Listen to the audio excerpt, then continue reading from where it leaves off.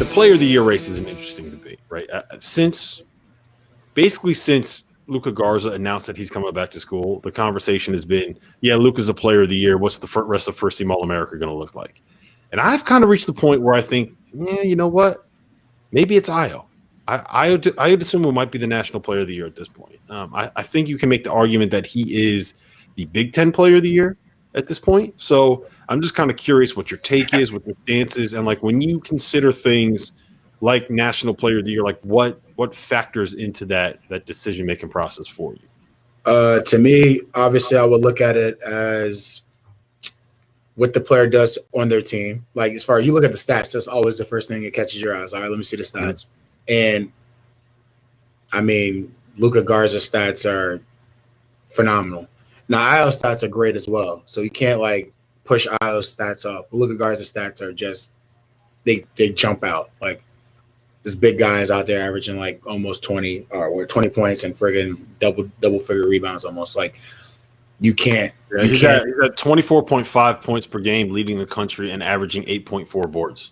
Like, so he's almost at a double-double. That's good. According to my sources, Da'Sean, that's good. That's great. I mean, I've heard of guys winning the National Player of the Year averaging less than that. So he should definitely be like on that list. I mean, he's not on the list. He should definitely win. Ayo's been great this year. I'm not going to lie. And just like both teams have had ups and downs. But when I look at the teams and I say, would Iowa be anywhere near where they are without Luka Garza?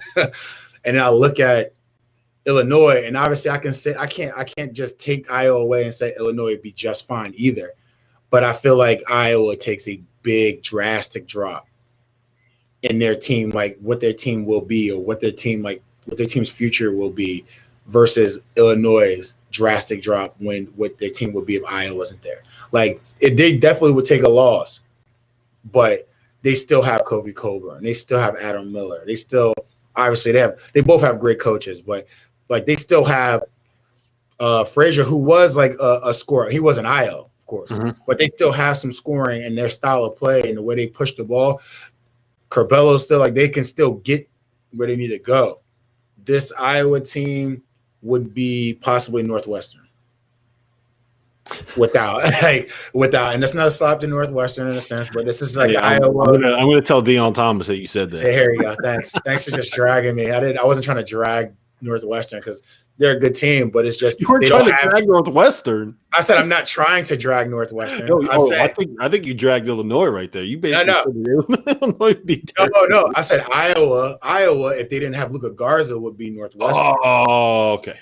It would be like a Northwestern team with as far as like spacing and they're getting shots in the perimeter. And I mean, they'd be a good team, but it's like Luka Garza brings a scoring element in the paint that opens up so much for the shooters, like you talked about before in the past. And I mean, with Ayo gone, it would open up space for other guards to like, push the ball in transition and make plays. And granted, he's a great player in college basketball and a great player on their team. I just feel like it'd be Luka Garza. He's the bigger piece for his team. Okay. I'm going to try to talk you into Ayo Dosunmu. I don't know if it'll work, but I'm kind of at the point where I think Ayo deserves the award. First and foremost, I think that part of the issue, like I agree with everything you said about Luka, and like what I'm saying right here is basically like saying, okay, is Luka the national player of the year or like the runner-up for national player of the year? So I'm not saying that Luka Garza is bad. I just want to get that out of the way because every time I say something negative about Luka Garza, like, why do you think he sucks? It's like, well, no. Exactly. Saying a dude is the second best player in college basketball it's not slap in the face. It's not. So the issue with Iowa, right? The reason why we don't think that they are necessarily a national title contender is because of the shit that's going on the defensive side of the ball. And I think that Garza is not fully to blame because there's plenty of guys on that team that are not good defenders, but the fact that he is kind of ineffective guarding ball screens, forcing them to play that zone that is not very good that's kind of like the root of the issue that they have for me.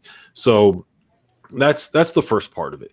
The second part of it is that like the reason why we all love Luka is because he's a statistical outlier, right? Well, averaging 24.5 and 8.4 boards is like, it's really good. But I want to set the stage for you on this. Ayo Dosumnu's numbers this season: 21.7 points per game, 6.2 rebounds per game, 5.1 assists per game. Right. I went back and I checked in Basketball References database, which goes all the way back to the 1992-1993 season. Yeah. Only 2 other Division I players have put up those numbers at those thresholds for an entire season. One of them was some guy that played for Morehead State in 2004 that I've literally never heard of in my entire life.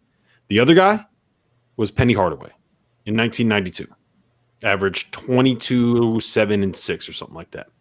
If you want to throw in Ayo's 40% three-point shooting, nobody has ever had the season that he's having right now. And look, this is also a little bit of fun with small sample sizes, but like he is having a statistically outlier season, which is something that I think is worth noting.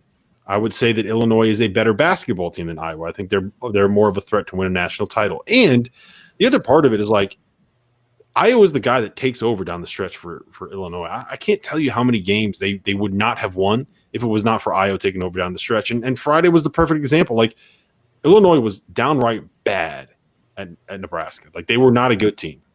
They probably should have lost that game. But Iowa scored 22 of his 31 points in the second half. He scored 10 straight at the end of regulation and 5 straight at the start of overtime to basically ensure that Illinois did not pick up a terrible win. And if you look in just Big Ten play, Ayo is second in scoring to Luka.